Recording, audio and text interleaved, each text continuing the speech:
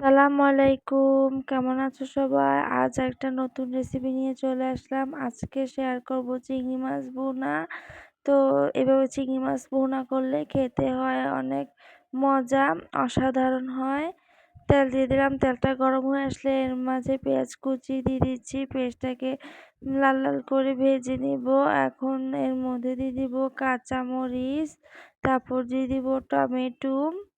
লাল লাল পাকা টমেটো দিয়ে দিয়েছি। এখন দিয়ে দিব হলুদ লবণ দিয়ে মেখে রাখা চিংড়ি মাছটা।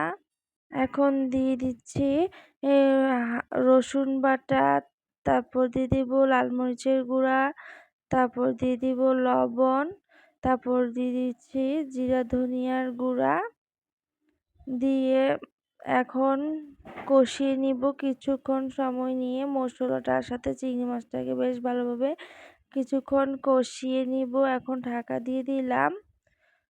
তো নেড়েচেড়ে দিচ্ছি কিছুক্ষণ সময় নিয়ে কষিয়ে নিব। আর চিংড়ি মাছ ভুনা হলে কিন্তু এক প্লেট ভাত নিমিষেই খাওয়া হয়ে যায়। আর চিংড়ি মাছ খেতে কিন্তু অনেক মজার হয়। তো এভাবে চিংড়ি মাছটা ভুনা করলে অনেক ভালো লাগে খেতে।